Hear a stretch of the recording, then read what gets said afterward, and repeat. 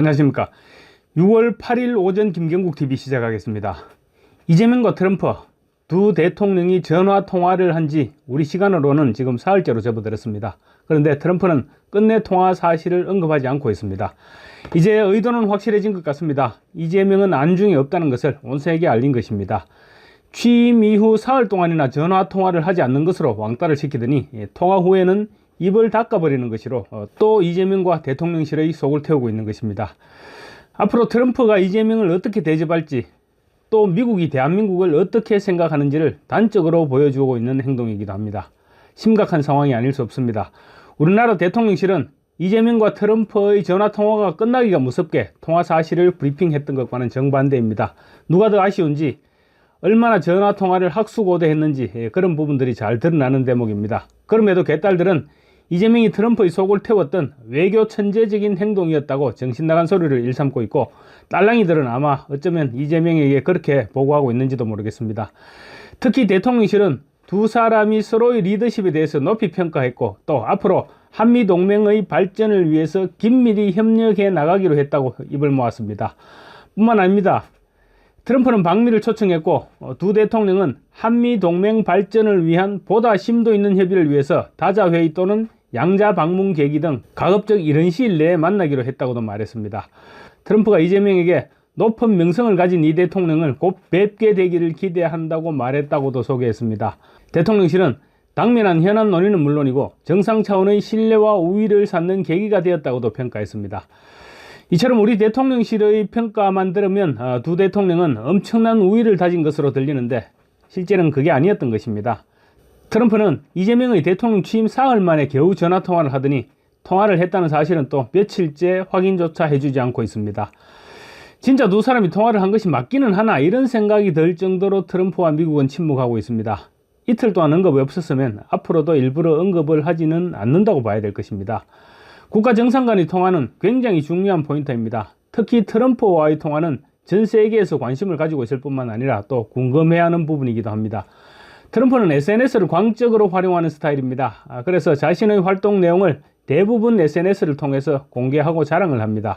그런데 이재명과 통화한 지 지금 이틀이 훌쩍 지나도록 단 한마디도 하지 않고 있습니다. 트럼프는 물론이고 미국 정부 역시 대한민국 이재명 대통령과 통화했다는 사실에 대해 언급조차 하지 않고 있습니다. 우리 대통령실의 발표로는 마치 두 사람이 엄청난 신뢰를 주고받았던 것처럼 발표했지만 결과적으로 볼 때 트럼프의 반응은 냉랭하기만 했던 것입니다. 전화통화를 하면서 과연 그런 냉랭함이 묻어나지 않았을까요?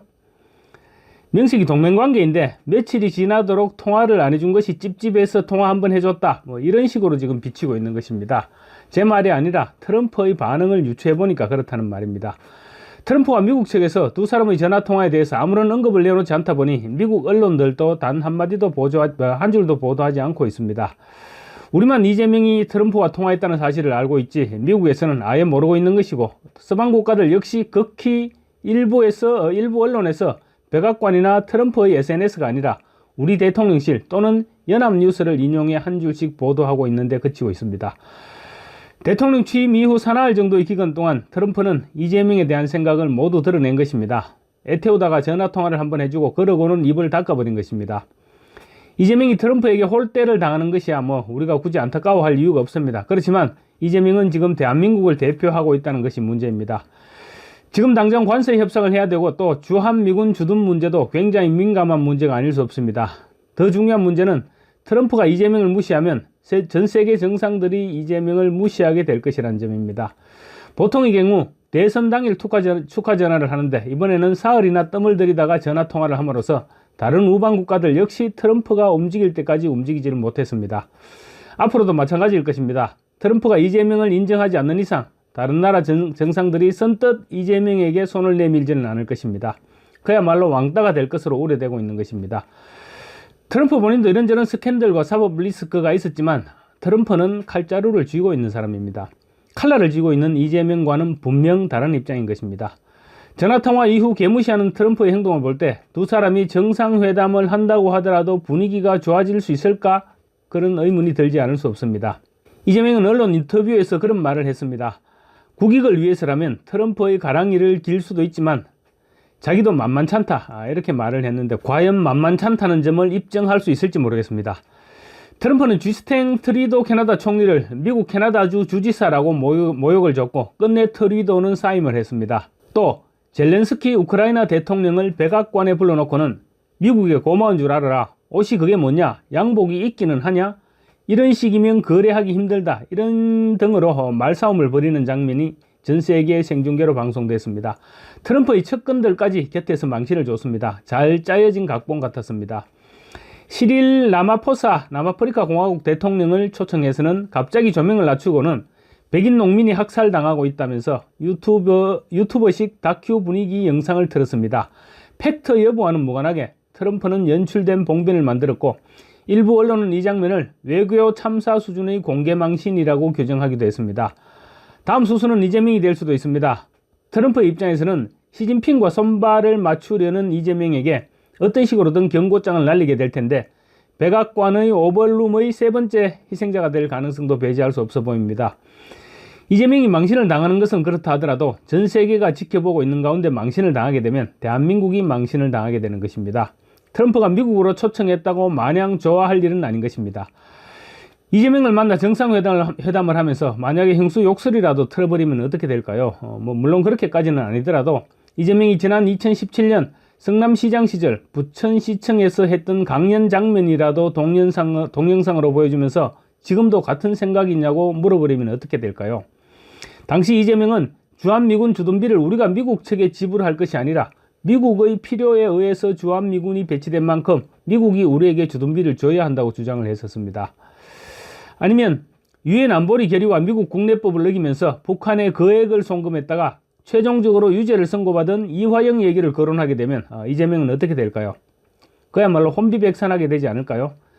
설마 그럴 일이야 있을까 싶기는 하지만 상대방이 트럼프이다 보니까 협상에서 유리한 고지를 점령하기 위해서는 못할 일이 없는 사람이 트럼프이기도 합니다. 국회 외교통일위원장도 지냈죠. 국민의힘 나경원 의원이 어제 트럼프와 이재명의 전화통화와 관련해서 심각한 진단을 내놓았습니다. 통화 자체도 당선 3, 4일 만의 이례적인 지각통화였고 특히 백악관이나 트럼프의 별도 공식 입장이나 SNS 소개가 없다는 점을 지적했습니다. 나 의원은 주요 정상과의 통화 내용을 SNS에 소개해온 트럼프 대통령이 시진핑 중국 주석과 통화 내용을 직접 자신의 SNS를 통해 소개한 것과 극명한 대조를 이룬다. 명확한 외교적 냉기이자 온도 차이다라고 지적했습니다. 나 의원은 이재명 정권의 친중 반일 반미 스탠스 외교안보 노선과 대통령의 12개 혐의 5개 재판 사법 리스크에 대한 우려가 미국 워싱턴 정가에서 제기돼 왔다. 일기 내각 인사 역시 미국 정가에서 우려할 만하다고 지적했습니다.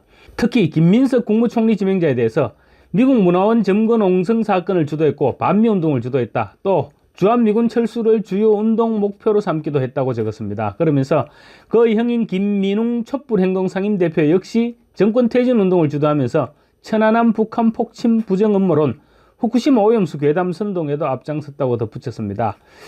이종석 국정원장 지명자에 대해서는 대표적 친북 인사다. 북한의 눈으로 세상을 보는 국정원장, 이는 북한의 인권 문제와 안보 위협에 대한 국제사회의 우려와 정면으로 충돌한다고 지적을 했습니다. 미국 대통령이 한국 대통령과의 첫 통화조차 공개적으로 발표하지 않고 주요 외교 현안에 대한 공식 메시지를 자제하는 것은 결코 가벼운 신호가 아니라는 것입니다. 재밌는 것은 세계 최대의 예측 시장으로 폴리마켓이라고 있는데 일종의 도박 사이트입니다.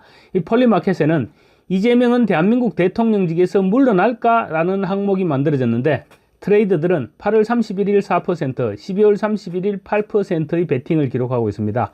베팅 금액은 21만 3천 달러로 환율 1,350원을 적용했을 때 2억 8,700만 원이 걸려 있습니다. 예측이 맞고 안 맞고를 떠나서 누가 얼마를 베팅했는지 그 여부를 떠나서 취임하자마자 물러날 것으로 보느냐 이런 예측치가 세계적인 폴리마켓에 거론되는 자체가 망신살이 뻗친 것입니다. 앞으로 독재적인 행태가 더해질수록 국제사회에서는 이재명을 더욱 외면하게 될 것입니다. 감사합니다.